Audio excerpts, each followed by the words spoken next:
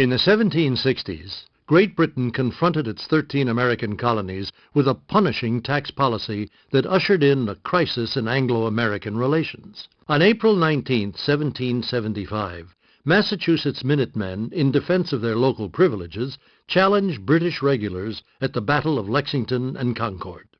The British responded by trying to intimidate Boston. In June, the bloody Battle of Bunker Hill showed Boston would not submit, and support throughout the colony showed the rebellion did not center in Massachusetts alone. On June 15th, the Continental Congress commissioned George Washington of Virginia to lead the American army.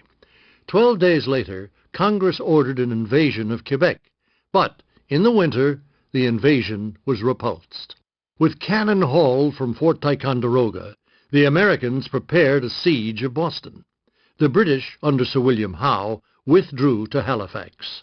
Enjoying total naval supremacy, British strategy was to wage war along formal European lines, with disciplined troops. Howe landed in Staten Island with a powerful force of 32,000. He promptly defeated Washington's army at Brooklyn Heights and occupied New York City. In October, Howe pursued Washington, beat him at the Battle of White Plains, and set up winter garrisons in New Jersey.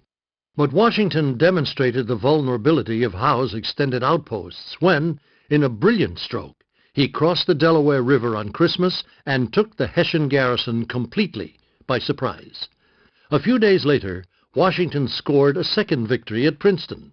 American morale soared. In an effort to sever New England from the other warring colonies, the British planned a major assault. Gentleman Johnny Burgoyne led an army into northeastern New York, while troops under Barry St. Leger invaded the Mohawk Valley. The campaign called for forces under St. Leger, Burgoyne, and Howe, who would move up the Hudson Valley to link near Albany. But in the summer of 1777, Howe decided on a different plan. He would seize the American capital at Philadelphia. St. Leger was forced to quit the siege of Fort Stanwix, following the retreat of his Iroquois allies. Meanwhile, Burgoyne pressed south. Heavy casualties forced his slow-moving army back to Saratoga, where 10,000 men under General Horatio Gates surrounded and outnumbered him. In October, Burgoyne surrendered to the Americans. News of Saratoga caused a sensation in London and Paris. France, which had been secretly bankrolling the Americans since the start of hostilities, formally recognized the United States in February 1778. After moving up Chesapeake Bay, Howe trounced Washington in a string of engagements, at Brandywine Creek and again at Germantown.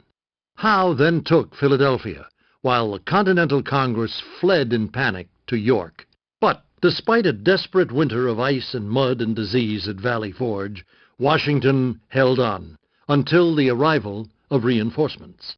After 1778, the center of the war shifted south as Britain moved to protect its lucrative islands in the West Indies from maritime competitors. At the end of 1778, the British took Savannah, then moved quickly into the interior and captured Augusta. In May 1780, they forced the surrender of the Continental Army at Charleston, the worst loss of American soldiers of the war. And in August, at Camden, under Lord Charles Cornwallis, they annihilated a hastily assembled American army under General Gates, the hero of Saratoga. While the British had no trouble taking the South's major cities, they failed to establish control in the backcountry. Colorful guerrilla leaders such as Francis Marion, the legendary Swamp Fox, and General Nathaniel Greene's frontier men sapped the strength of Cornwallis's army. And as Cornwallis carried his campaign to North Carolina, the Americans won decisively at the Battle of Kings Mountain. Convinced that Virginia held the key to the South, Cornwallis moved north. His position at Yorktown, however, gave the Franco-American alliance a strategic opportunity.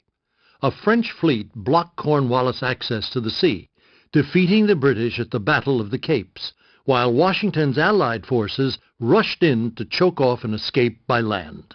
With full military honors and the British bands playing "The World Turned Upside Down," Cornwallis surrendered his army on October 19, 1781. The Peace of Paris ratified American independence in September 1783. American negotiators not only secured British recognition of the United States, but a highly favorable territorial settlement too, the entire region from the Appalachians to the Mississippi.